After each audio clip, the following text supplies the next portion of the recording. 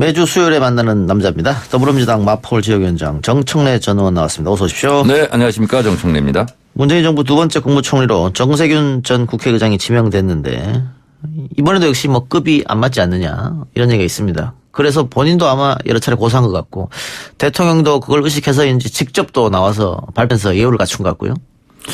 전 국회의장님을 국무총리로 모시는데 주저함이 있었다. 예. 대통령의 고민의 일단을 내비치신 것 같은데요. 예. 결론적으로 말씀드리면 잘한 인선이다. 이렇게 보는 것이요. 보통 국무총리는 장관을 다 통할하지 않습니까? 예. 그리고 대통령을 보좌하는 그런 말 그대로 국무총리잖아요. 예.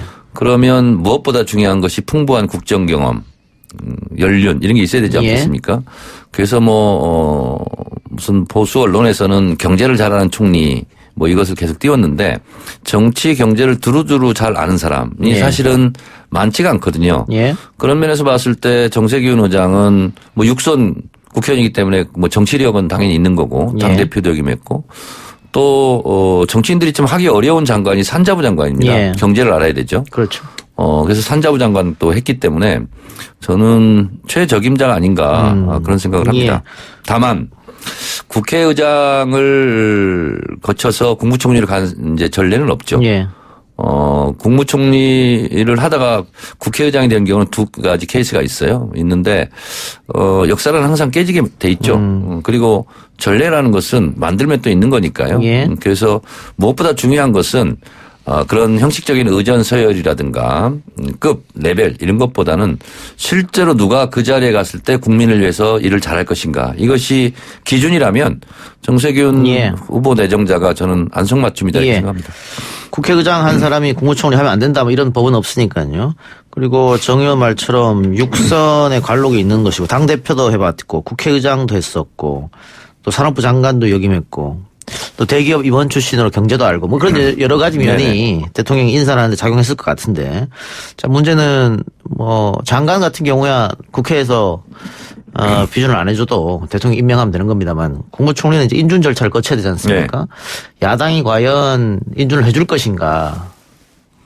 저도 계속 그것을 걱정을 했었고 예. 아마 이 방송에서도 다른 방송에서도 총선을 앞두고 본인이 표결을 했을 때 이게 가능할 것이냐.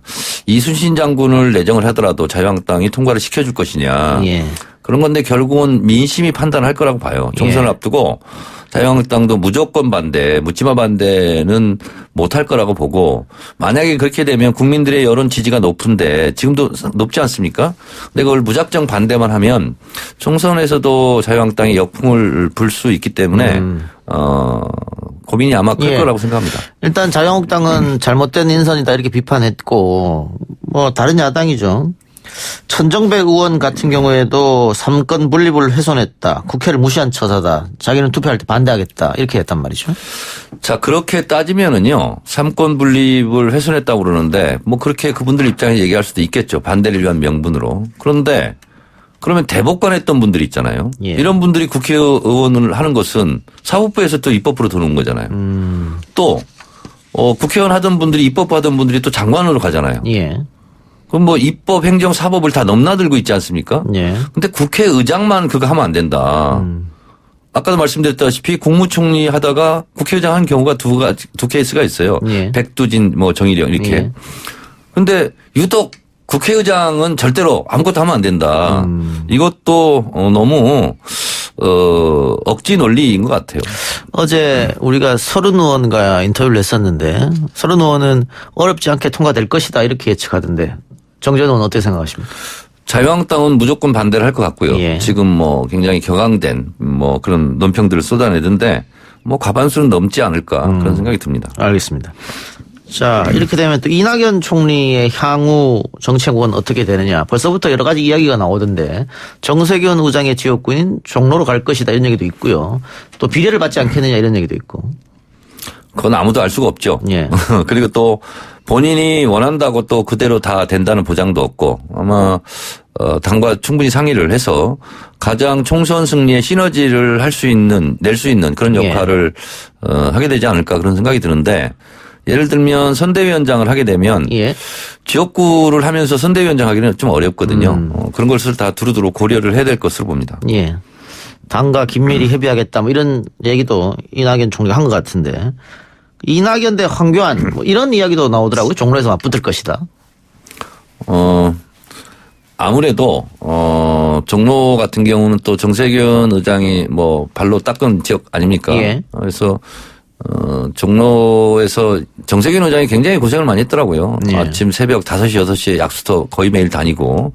그래서 그러한 스킨십이 없으면 아무리 종로라는 상징성이 있지만 좀 힘들지 않을까 이런 생각이 들고 정세균 의장을 지지했던 종로 구민들이 마음에 들어야 될 거 아닙니까? 예. 네. 그래서 그런 여러 가지 변수들이 있을 것 같아요. 이명박 노무현 전 대통령이 다 종로 지역구 출신인데 이낙연 총리도 벌써 뭐 다음 대권 이야기가 나오고 있으니까 본인은 어디를 더 원한다고 보세요? 다음 대권 꿈꾸기 위해서는 공동선대위장 맡아서 비례로 가는 게 좋겠느냐, 지역구를 가는 게 좋겠느냐. 그러니까 이제 무게감이 생기지 않았습니까? 예. 전직 국무총리 신분으로 이제 할 텐데 한 지역구에 매몰돼서 그 지역구 선거만 하는 것은 안 원하지 않을까 그런 생각이 듭니다. 그러면 전국 선거를 지원하는 것에 대한 역할을 본인이 아마 저는 선호할 것 같아요. 예. 그러면 지역구는 좀 어떨까 이런 생각이 좀 드는데. 비례를 받아서 전국으로 도는 것이 보는 게 낫다고 판단할 수도 있다. 그럴 수도 있고 옛날에 김대중 대통령이 흔히 쓰던 전술이 있죠. 예. 비례 마지노선. 뒷번을 받아가지고. 예. 여러분들이 찍어줘야 저도 비례대표 됩니다. 뭐 이런 전략을 쓸 수도 있고요. 예. 그건 아직 너무 좀 무르익지 않은 얘기라서 말하기가 좀 조심스럽네요. 예. 지금 속보가 나오고 있는데요. 지금 박찬대 원내대변인이 기자 브리핑을 하고 있는데 연동형 캡 30석 안은 수용 가능하다. 다만 석패율제에 대한 부정적 의견이 많다. 지금 민주당 의총을 했기 때문에 의총에서 나온 내용을 브리핑하는 것 같습니다. 다른 야당에 재고를 요청한다라고 했는데 결국 이렇게 되면 또 원점 아닙니까? 사실은 여기 방송 오기 전에 예. 민주당 의원한테 제가 통화를 해서 예.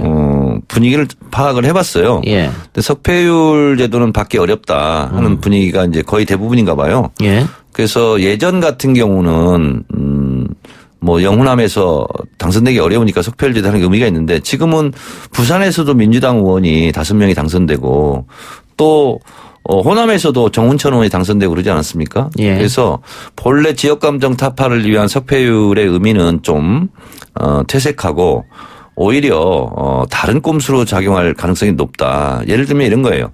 노무현 대통령 같은 경우 부산에서 뭐 40몇 프로를 받고도 떨어졌잖아요. 예.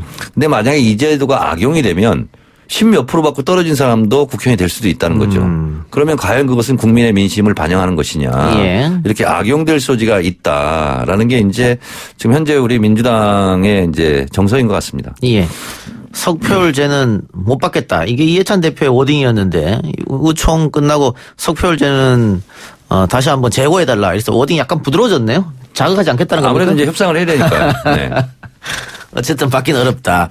그래서 시간이 얼마 없는 것 같은데 계속해서 지금 좀 어려워졌네요. 조금 더 지켜보기로 하고요. 자유한국당이 벌써 3일째 국회에서 규탄 대회를 열었습니다.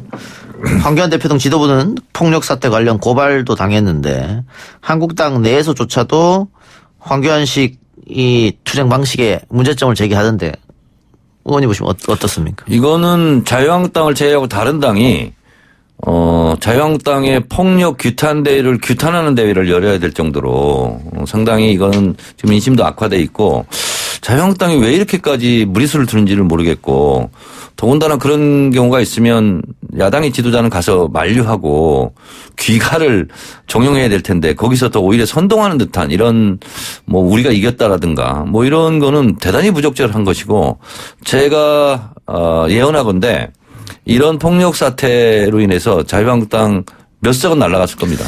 그것 때문에 아마 자유한국당 내부에서도 반발이 나온 것 같은데 익명을 전제로 해서 다 이야기를 하고 있거든요. 과거처럼 뭐 소장파들이 이야기한다거나 공개적으로 문제를 삼는가 이런 건 없는 것 같은데 결국 총선을 앞두고 공천을 신경 쓰는 겁니까? 불출마 선언한 김영호 의원 같은 경우는 황교안 대표에게 직접 대놓고 얘기를 한 것 같아요. 총선 불출마 선언해라. 그래서 뜻있는 자유한국당 의원들 같은 경우는 황교안 대표의 지금의 이런 리더십, 어설픈 리더십에 대해서 굉장히 부글부글 끓고 있죠. 예. 안철수 전 대표는 돌아올까요? 어떻습니까? 돌아오지 않을 것 같습니다. 왜냐하면 성격상 우물쭈물하다가 아무것도 결론을 내지 못하고 총선을 휙 지나가지 않을까 그런 생각이 듭니다. 알겠습니다. 연동형 얘기는 우리가 앞에서 잠깐 했었고요. 자, 북미 이야기 좀 해봅시다. 네. 스티브 비건이 공개적으로 북한에 이야기하자라고 했는데 그거는 비공개적으로 제안했다가 아무런 대답이 없으니까 다시 한번 공개적으로 한 것 같은 느낌이 든단 말이죠. 공개 비공개로 다 바람 맞은 것 같습니다. 네. 북한이 이렇게 나오는 이유는 뭘까요? 다만 조금 기대를 할까요? 북한이 바로 반박 성명을 내지 않고 침묵으로 일관해버렸거든요. 그건 아직 끈이 남아있다 이렇게 봐도 되는 거 아닙니까? 오늘 시점이 이제 12월 지금 며칠입니까? 13일입니까? 예. 이제 지금 한참 신년사 작성 기간이에요. 18일입니다, 지금. 예. 네? 18일. 오늘 18일이군요. 네. 그러면 지금 이제 김정은 신년사 1월 1일 발표해야 되니까 막판 지금 원고 수정할 때이거든요. 예. 그래서 신년사의 방향을 어떻게 가져갈 것인가 북한도 굉장히 지금 세밀하게 분석을 하고 있을 거라고 보고요. 예.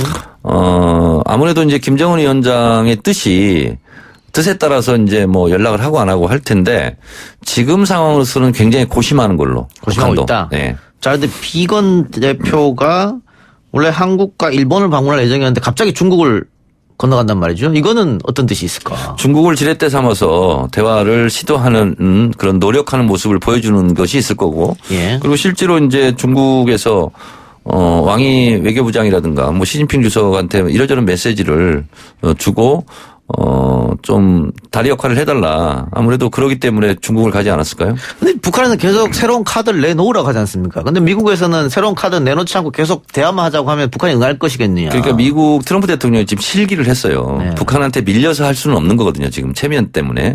그럼 북한이 이렇게 좀 강경하게 나오기 전에 뭐 대화 제의를 한다거나 아니면 새로운 셈법 뭐 얘기를 했으면 될 텐데 지금은 서로 마주보고 달리는 기차처럼 지금 뭐 부딪히기 일보 직전인 것 같습니다. 예. 중국과 러시아가 유엔 안보리에 대북 제재 완화 결의안 제출했습니다. 이건 어떻게 받아들이면 되겠습니까? 아무래도 뭐 북한으로서는 뭐 러시아와 중국이 혈맹 관계이기 때문에 예. 이런 역할을 당연히 러시아와 중국은 해야 되고 또 그래야 북한과의 관계도 계속 잘 지낼 것 같고 또 앞으로 있을 뭐 북미 뭐 관계 정상화라든가 이런 데 있어서 본인들의 지분을 챙길 수가 있겠죠. 예. 근데 대북 전문가들 이야기를 쭉 들어보면 이 자꾸 불안한 쪽 이야기를 차츰차츰 많이 하더라고요. 과거로 되돌아갈 수도 있겠다. 의원님 생각 어떠세요? 저는 백두산에 올라가서 모닥불 쬐는 거 보고 예. 이게 좀 심각한 상황이구나라는 생각을 했거든요. 그러니까 모닥불 피는 장면에 옆에 있는 사람들이 다 군인들이거든요. 예. 그래서 김일성 주석의 항일 빨치산 투쟁 우리 그 정신으로 돌아가자. 그래서 대인민 메시지를 강력하게 좀 날렸죠. 그래서 어떻게 보면 지금 이제 2018년 4월 20일 날 3차 전원회의를 통해서 핵경제 병진 노선을 포기하고 경제발전 노선으로 간다고 천명했거든요. 예. 그러면 이제 4차가 있었고 5차 전원회의에서 그 방향 궤도 수정을 할 수도 있거든요.